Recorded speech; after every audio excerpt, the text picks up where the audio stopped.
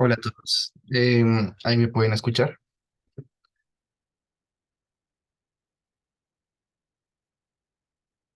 Sí, te escuchamos. Ok. Muchas gracias. Bueno, si alguien tiene alguna pregunta sobre el notebook que enviamos, o sea, la actividad práctica, al final vamos a tener como un espacio. También les voy a mostrar al final cómo utilizar Colab y también cómo utilizar. Entonces no se preocupen por eso, eso lo vamos a ver ahorita. Eh, pero eso va a ser al final.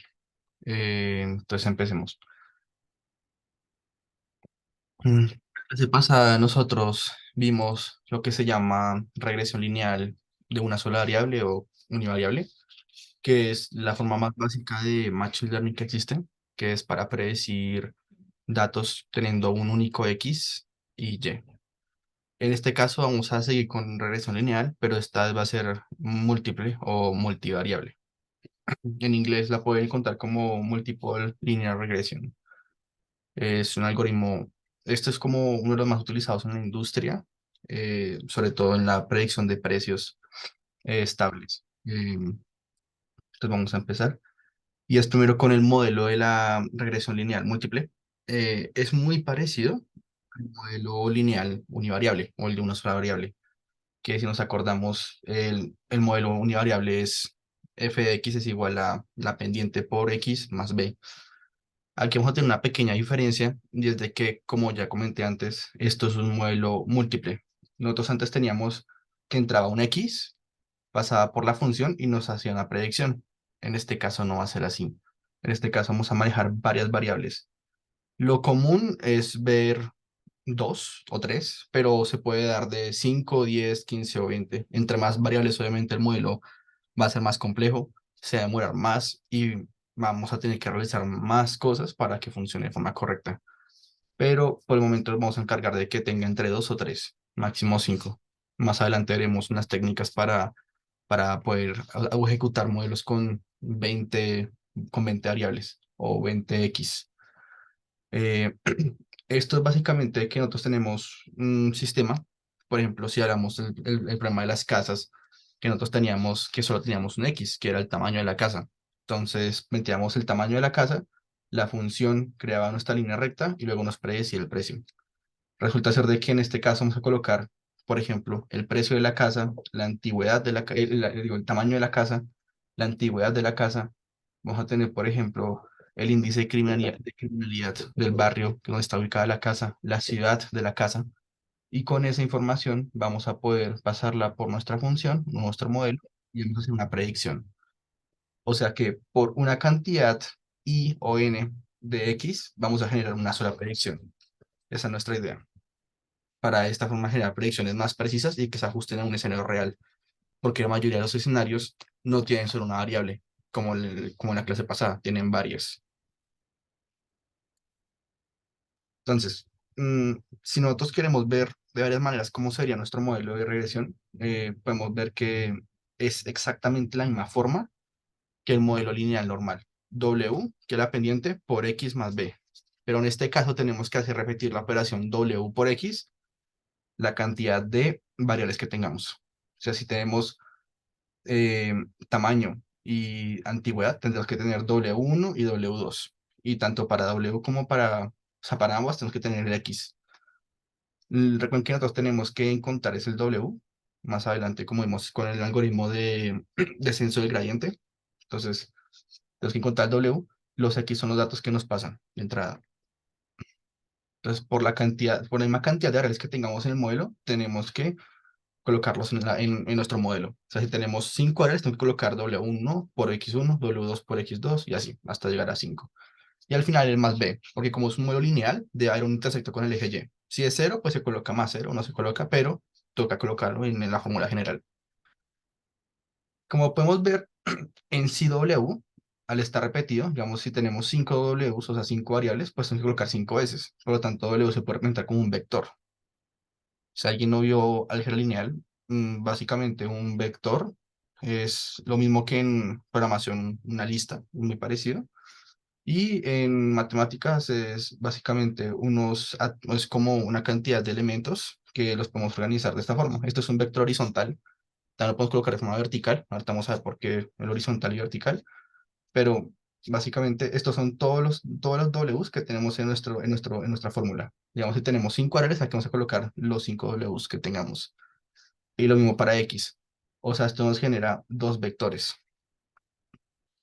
Esta es una forma de representar el modelo lineal múltiple, que es la fórmula, es una forma muy explícita de mostrarlo, que es colocar cada W por el X y sumarlo hasta llegar al B, pero una fórmula más simplificada y que es la más eficiente para programación, ya vamos a ver por qué, es utilizando producto punto entre los dos vectores y luego sumar B. Si se dan cuenta, esta es la misma estructura, igual, exacta, que la de la clase pasada, que era el modelo simple, el modelo univariable. Lo único que cambia es de que pues tenemos dos vectores en lugar de dos números escalares. B es un número escalar, o sea, eso tienes que tener en cuenta. Entonces tenemos dos vectores, W y X, que hacen producto punto. Y vamos a ver qué es el producto punto. Si no han visto álgebra lineal o si ya se les olvidó. Entonces el producto punto es que nosotros tenemos dos vectores. Lo que hace el producto punto es en la misma posición, o sea, esta es la posición cero de ambos vectores, las va a multiplicar por cada uno. Va a multiplicar estos dos, multiplicar estos dos, multiplicar estos dos. Va a sumar el resultado de las multiplicaciones. Si se dan cuenta, multiplica 2 por 8, lo suma resulta multiplicar 7 por 2 y lo suma resultado multiplicar 1 por 8. Es lo mismo que estamos representando acá arriba. Es exactamente lo mismo. Multiplicamos W1 por X1, se lo sumamos a W2 por X2, se lo sumamos a W3 por X3 y hasta WN por XN más B. ¿Hasta ahí alguna duda, alguna pregunta? Si tiene alguna duda, pregunta, pueden levantar la mano o escribir por el chat, no hay ningún problema. Entonces, así es como podemos representar nuestro modelo lineal. Eh, el por qué se maneja producto punto y no esta es porque si queremos programar esta, tenemos que hacer una sumatoria. Tendríamos que ir uno por uno y sumar, o sea, multiplicar, sumar, multiplicar, sumar, multiplicar, sumar. Y eso hace que sea muy poco eficiente si tenemos muchas variables o si nuestro modelo no es muy sencillo. Entonces, lo que hacemos es utilizar vectorización. Como tenemos dos vectores, podemos manejar una de dos formas, o hacerla nosotros mismos, la vectorización, que ya explico qué es, o utilizar una librería llamado NumPy, que ya la hemos trabajado antes. NumPy es muy eficiente para trabajar con vectores, ya que utiliza programación en hilos y programación paralela para poder hacer lo siguiente. En vez de estar multiplicando elemento por elemento escalar, que nos retorne, podemos multiplicar dos vectores de forma simultánea. Y de esta forma podemos realizar 10 veces más operaciones que de escalar. Y se dan cuenta que está multiplicando dos vectores y nos retorna otro vector con los resultados en vez de estar multiplicando escalar por escalar. Es por eso que se hace con vectores en vez que con escalares, que sea una sumatoria. Esto se llama vectorización. Esto no es tan importante para el curso porque eso ya lo hacen un PY por debajo, cuando ustedes importan. En el notebook que le vamos a enviar para este modelo lineal múltiple, se va a explicar un poquito mejor cómo funciona la librería NumPy, que es numpy.dot, dot es punto, o sea, el producto puntos vectores, pero va a estar mejor explicado. Y esta es la explicación de por qué utilizamos vectores, por la vectorización, y no escalares, o sea, una sumatoria. Si tienen alguna duda, pregunta también. Eh, Ustedes se acordarán de que el modelo anterior era una línea recta, en la cual habían punticos, entonces la línea recta era nuestro modelo y los punticos eran los datos de entrenamiento.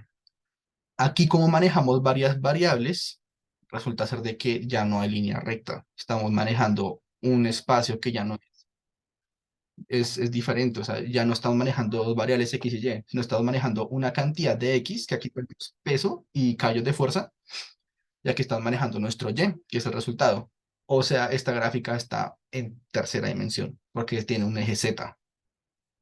O sea que ya no es tan fácil por nosotros encontrar ni la función de error, ni tampoco encontrar el mínimo para que esta función, que es este plano, se ajuste a estos datos. O sea, el objetivo de ahora no es ajustar solo una línea recta, sino ya ajustar como tal un plano en toda la cantidad de estos datos. Y ahora pues vamos a ver cómo se hace eso. Ya que tenemos en cuenta ya que sabemos como tal el modelo cómo se ve, que es tridimensional, o en el caso que tengamos más variables, pues va a cambiar, pero de que sabemos de que no va a ser un X y Y, sino van a ser varios X, pues vamos a ver cómo funciona. Entonces, nuestra función de costo va a ser exactamente lo mismo, si se acuerdan, es una sumatoria. Alguien preguntó por el grupo de Discord que por qué se coloca el 2. Voy a explicar aquí súper rápido, pero hoy, mañana o más tardar el lunes voy a enviar un PDF con la demostración de la fórmula del algoritmo de descenso gradual y también de por qué se utiliza este 2. Pero básicamente es porque esta fórmula no es propia de Machine Learning. Esta fórmula se llama MSE, Medium Square Error. Esta fórmula se utiliza más que nada para estadística y no tiene el 2, es 1/m. Pero resulta ser de que nosotros para poder obtener datos más limpios y más fáciles de utilizar para hacer las predicciones y que no queden tantos decimales, utilizamos el 2. Como es una constante, no afecta mucho, pero igualmente con la demostración matemática que les voy a enviar se demuestra que como tal es lo mismo, o sea, no va a afectar demasiado. Y antes nos va a ayudar a la limpieza de datos, no nos van a dar datos tan elaborados con tantos decimales, porque como vamos a ver en la siguiente clase, cuando tenemos datos muy grandes o con muchos decimales, o tenemos, por ejemplo, unas variables X, por ejemplo, digamos que tenemos el precio, que son muy pequeñas y muy grandes, digo, y años de construcción muy pequeños, pues es cuando tenemos problemas. Toca entonces algo que se llama normalizar. Y esto se hace para que esa diferencia entre los datos no sea tan grande. Se utiliza el 2, pero obviamente les vamos a enviar esa información. La única diferencia entre esta función de error a la anterior, esta función de costo, es que, como se darán cuenta, ya no tenemos como tal escalares y no son vectores. Tenemos el vector W y el vector X. El vector W es más representativo porque en realidad lo que está haciendo la operación es el vector X, que si nos damos cuenta, este es nuestro modelo, que es f del vector X, que si nos devolvemos f del vector X, es prácticamente es hacer producto punto entre W y X más B. Eso es lo que estaremos haciendo en este lado. Esta función la vimos y la explicamos mejor la clase pasada y también en Notebook. Entonces, pues no me va a tener mucho en explicar la función, sino más bien en cómo se transforma esta función a este modelo. Desde cada tenemos que manejar vectores. De pronto se preguntarán por qué Y no es un vector, y eso es porque, como tal, se puede decir que cada vector de X, o sea, un grupo de variables de X, o sea, X1, X2, X3, X4, corresponden a un Y, un único Y. Porque, digamos, una casa que tiene un precio, una casa que tiene un tamaño, un año de construcción y un estrato, va a tener un precio. O sea, estas tres variables me corresponden a un único Y, a un precio. O sea, un vector de X, o sea, el X1, que es un vector, me corresponde a un Y, que es un escalar, que es mi predicción. Por eso no tiene vector, porque este vector X corresponde a este Y. Esa es la diferencia. Por eso no tiene vector, sino es un escalar. Entonces ahora pasemos cómo nos afecta en el algoritmo de descenso del gradiente, que es el algoritmo que ya hemos visto antes que nos ayuda a encontrar el, el punto mínimo en nuestra función J, que es la función de error. Como pues si nos acordamos bien, la función J es la diferencia entre los datos reales, o sea, los datos de entrenamiento, y los datos que predijimos. O sea que entre menor sea la distancia, o sea, entre más cercano sea a cero, porque como es una resta, significa que el modelo está más cercano a encajar a los datos reales. Por lo tanto, tenemos que contar el mínimo, o sea, cuando la función j tiende a cero, que sería cuando el modelo está perfecto. La diferencia aquí con este algoritmo al anterior es de que, bueno, aquí van a especificar que tenemos que tener más de 2x, porque si tenemos solo uno, utilizaremos el algoritmo anterior. Entonces, por cada j, o sea, básicamente por cada variable que tengamos, o sea, x, tenemos x1, x2, x3, x4, tocaría repetir este proceso la cantidad de x que tenemos, o sea, n veces. Entonces, por cada x tenemos que asignar, o sea, tenemos que colocar el W1, este es el alfa, luego aquí tenemos esto, como vimos la vez pasada, esto se deriva de la función como tal que es una derivada parcial. Esto es como la transformación, que es lo que les contaba, que le vamos a enviar un PDF, la demostración de esto. Esto es para simplificar el código. Entonces, por cada variable que tengamos, tenemos que hacer este proceso. Tenemos que contar de esta forma el W por cada variable, o sea, por cada X que tengamos. Y el B se encuentra de la misma forma que el algoritmo normal, el algoritmo cuando es una regresión lineal simple. Entonces, esta es la única diferencia, que tenemos que encontrar el W1, W2, W3, hasta el WN, o la cantidad de Ws que tengamos, o sea, la cantidad de variables que tengamos. Pero el proceso, o sea, las variables, lo que significa cada una, es lo mismo. O sea, el alfa es la tasa de aprendizaje, el W es la pendiente y el X es la entrada. O sea, no cambia para nada, es lo mismo. Solo que hay que modificar un poquito el algoritmo, pero no cambia mucho. Entonces aquí les quería mostrar bien cómo es que se ve en realidad. Esto es para una regresión lineal simple, pero me ayuda también para visualizar mejor cómo es que funciona en realidad la función de error. Este es nuestro modelo, la línea roja, y los punticos azules son los datos. Resulta ser de que, como vemos aquí, este es un gráfico que tenemos tres ejes. Tenemos el eje M, eje B y error. M es el valor de la pendiente o lo que le conocemos como W. B es el intersecto con el eje Y. Y error es la función de error que nosotros queremos antes. Otra, que la que decimos que es la resta entre la predicción, o sea, el punto azul, y el valor real de entrenamiento, no, la predicción que es el rojo, y el valor real de entrenamiento que es el azul. Esa diferencia es la función de error. Entonces, como se dan cuenta, lo que hace el algoritmo, son los punticos rojos. Los punticos rojos tienen que bajar, bajar, bajar hasta llegar al punto mínimo, que es la parte más abajo del gráfico, que esta es una función que es convexa.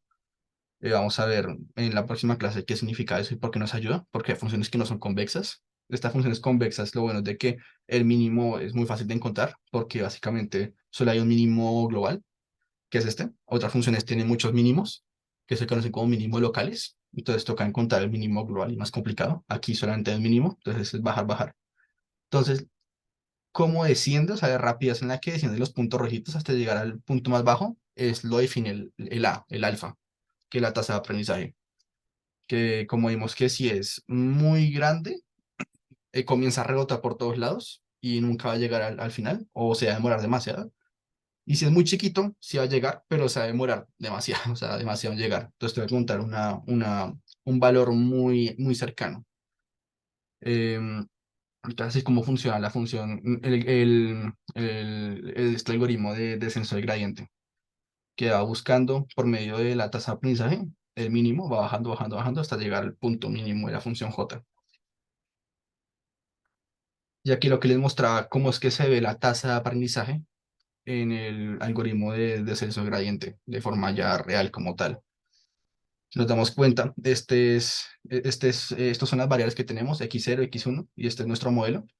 Y el algoritmo de descenso del gradiente lo que hace es de que por medio del alfa va a ir rebotando, o sea, ir bajando, bajando, bajando hasta llegar al punto mínimo. Si nos damos cuenta, si este alfa fuera muy grande, o sea, demasiado grande, se la aparecería rebotando de todos estos lados, se la aparecería rebotando así, y nunca llegaría hasta abajo. En cambio, si es muy chiquito, pues casi que estaría rebotando muy cercano hasta llegar y se demoraría bastante. Entonces, la idea es encontrar un alfa que nos permita llegar eficientemente, sin demorarnos mucho, pero tampoco sin elegir un alfa demasiado alto para llegar al punto mínimo. Que como vemos la vista desde arriba, ustedes van a ver más diagramas de este estilo, que este es el diagrama como convencional para ver la función de error, que parece más como un mapa topográfico en el que estas son como las alturas, los niveles de altura. Entonces la idea es llegar al centro o básicamente donde la función es mínima, o sea, la parte más cercana al cero de la función. Eh, ¿Alguien tiene dudas hasta acá? ¿Preguntas? Yo tengo una pregunta. ¿Siempre la función de error va a ser convexa sin importar como cuántas variables tengas? Como es un modelo lineal, sí, en este caso sí. Más que nada es porque tenemos un modelo lineal y la función de error que nosotros definimos se llama MSE. Es esta. Este se llama la función de error MSE, Medium Square Error. Como esta función es una cuadrática, siempre nos va a dar un mínimo global, un único mínimo global. Por lo tanto, es una función convexa. O sea, nos va a permitir de que solo tiene O sea, nos va a generar siempre esta forma como de tazón. Se le conoce que este diagrama como también como diagrama de tazón, siempre nos va a generar este diagrama, que es una función convexa. Pero vamos a ver, por ejemplo, la próxima clase, funciones que no son convexas, sino que tienen, hasta tienen subidas, que parecen montañas. Vamos a ver esas funciones y cómo se calcula el mínimo en esos casos. Vale, gracias. ¿Alguien tiene otra pregunta? ¿Una duda? No. Bueno, entonces vamos a ver rápido, un segundito, cómo es que funciona Colab. Entonces, primero que nada, Colab es un ambiente de desarrollo web. Esto nos permite ejecutar código en Python de forma en el que no tenemos que tener nada instalado en nuestro computador.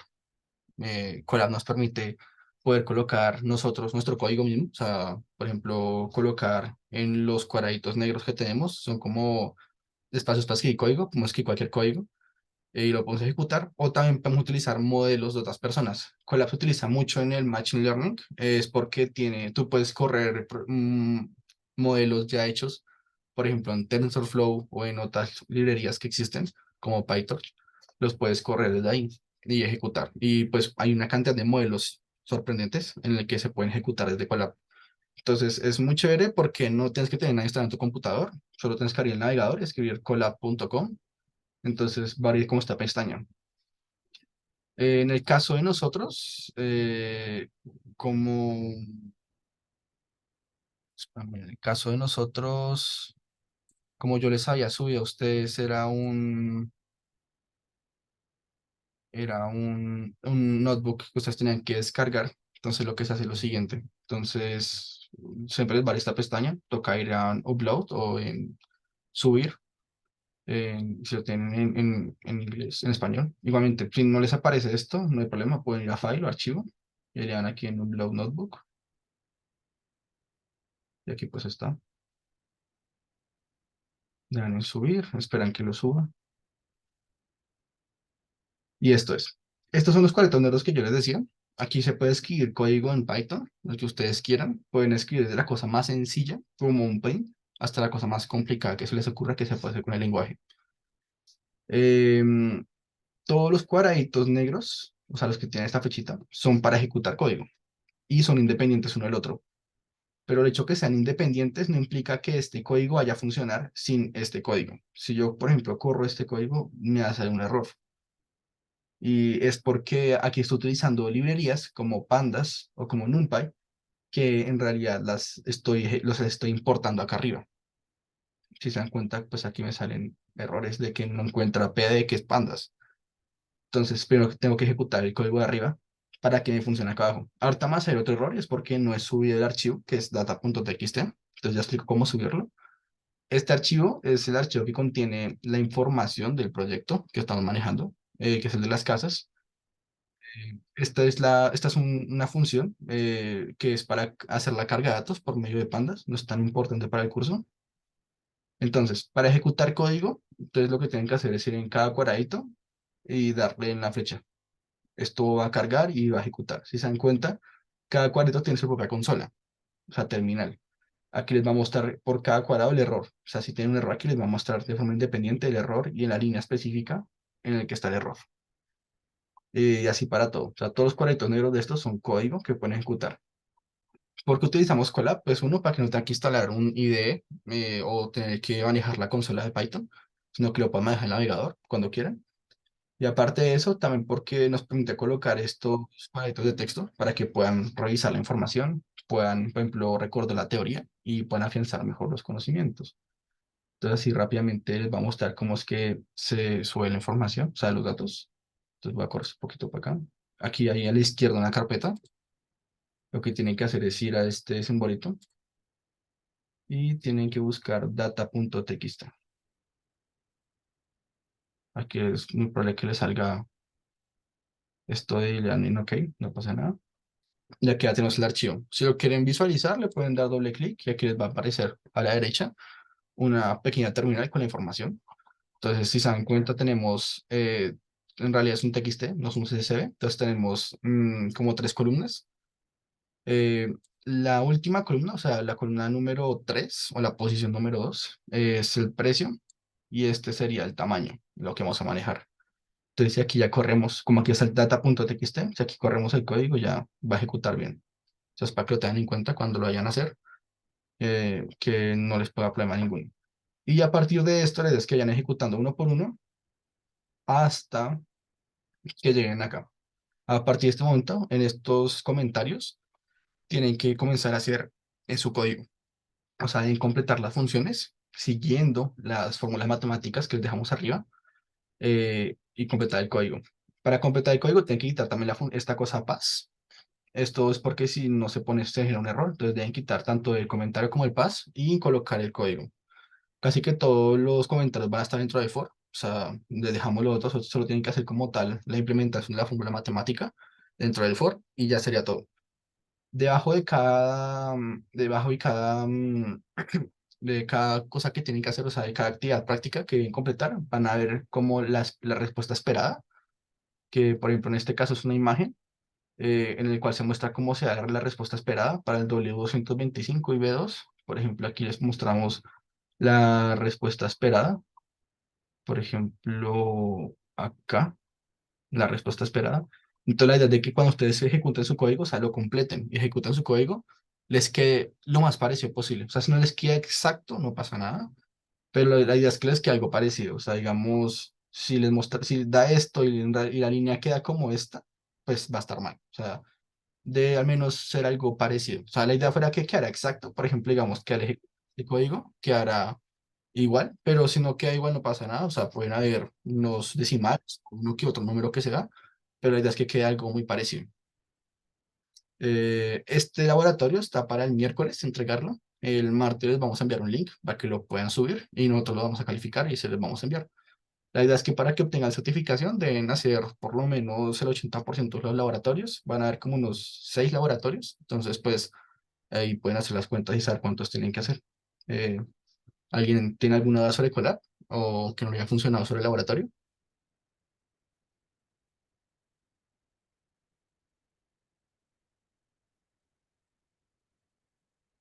No, ok. Eh, Sí, sí, dime. tengo una pregunta. Ujú. Eh, para este ejercicio, pues digamos los que no sabemos tanto de Python, solo habría que ver arreglos y funciones y Para, los for.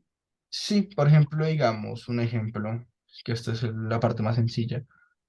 Aquí en esta parte tienen que implementar el modelo lineal, que es una función lineal, que es f de x es igual a pendiente por x más intersecto con el eje y. Aquí se les coloca en la función los comentarios. Aquí se le dice, por ejemplo, x es un arreglo, w y b son parámetros del modelo, y y es la predicción, o sea, esto es el retorno, lo que quieren retornar. Entonces aquí se les muestra, m es el tamaño, o sea, x.shape, como es un arreglo de NumPy, el punto shape nos trae el tamaño. Eh, aquí como dice el comentario, es un arreglo de NumPy del tamaño m, y aparte de eso está lleno de ceros. Y lo que tienen que hacer aquí es, hacen el ciclo for que ya está, y tienen que completar esta información. O sea, si yo ya sé qué es W, que es este que me entra acá, yo ya sé qué es X, que es este que me entra acá, que es un arreglo, y yo ya sé, por ejemplo, qué es B, pues lo tengo que saber. Uno es multiplicar y sumar variables y acceder a arreglos. Porque como X es un arreglo, pues tengo que saber acceder a arreglos. O sea, no necesitan algo muy avanzado de Python, solo requieren hacer las operaciones básicas. Ok, ok, gracias. Dale. Eh, ¿Alguien tiene otra pregunta? Porque, digamos, si hay mucha gente que no sabe Python, podemos hacer como en estos días una pequeña introducción a Python. Eh, a ver, entonces, no hay nada más preguntas sobre Colab. Ok. ¿Alguien tiene alguna pregunta sobre la teoría en general? O sea, tanto el lineal como múltiple, o sea, Machine Learning para regresión lineal o múltiple, o sea, lo de la clase pasado esta. o Yo algo. tengo Sí, una duda, dime. pero es más como qué recursos, como que recomiendas para ahondar más en este tema, o libros o páginas, no sé. Pues la verdad es que yo digo que depende, porque, o sea, Machine Learning como tal está compartido entre dos ámbitos, entre inteligencia artificial y data science, o sea, ciencia de datos. Depende si lo que te quieres enfocar es en ciencia de datos o en inteligencia artificial. ¿Qué queda la diferencia? O sea, ahorita lo que estamos viendo es mucho de ciencia de datos, que es encontrar patrones de los datos, clasificarlos, y así se puede generar como un reporte sobre los datos.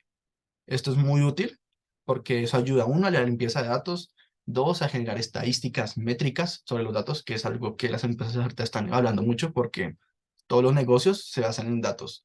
Y entre mejor tengan los datos, pues puedes hacer mejores predicciones y ejecutar cosas.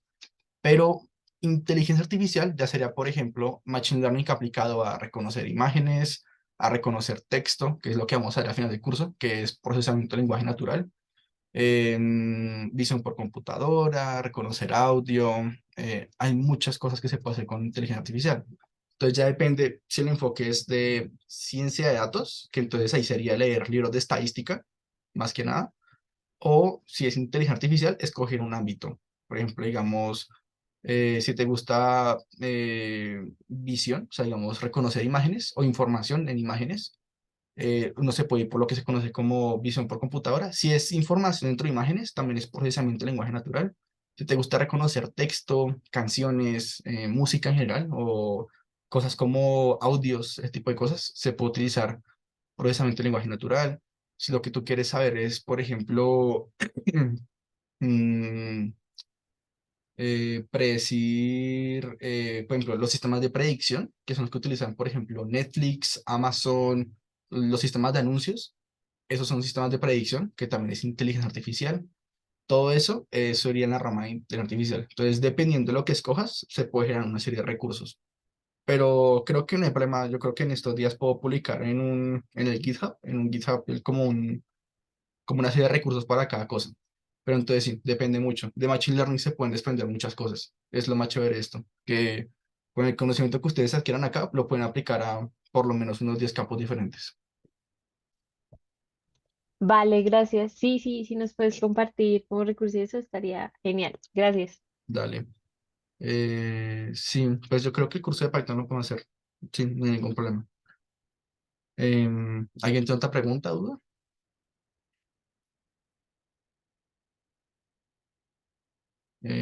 Bueno, para los que no estaban al principio, si tienen alguna, si quieren saber la demostración de las fórmulas que hicimos en la clase pasada o de por qué la función de error tiene un 2 en el denominador, eso lo voy a publicar.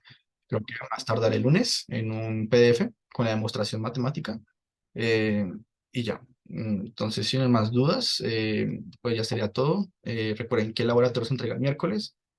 Voy a estar publicando el martes o el lunes el notebook de esta clase. Y lo mismo, si tienen dudas o preguntas en el Discord. ¿Alguien de aquí no está en el Discord?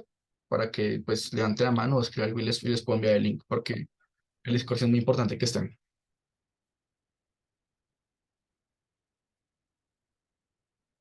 Y la próxima clase vamos a ver es regresión polinomial, o sea, ya no es regresión lineal, sino regresión cuando las funciones son diferentes, como cuadráticas o polinomios en general. Y también vamos a ver funciones que no son convexas, para saber cómo se calcula el mínimo de la función de costo cuando no es convexa, que es en el caso de la mayoría. Sí, la mayoría de los casos son así. Bueno, entonces, si no hay dudas o preguntas, ya hemos finalizado la clase. Entonces, la grabación la vamos a estar subiendo Gracias, Aleja. más tarde esta medianoche. Dale, mucho gusto. Chao. Chao. Gracias. Gracias, chao. Chao. Gracias, hasta luego. Hasta luego.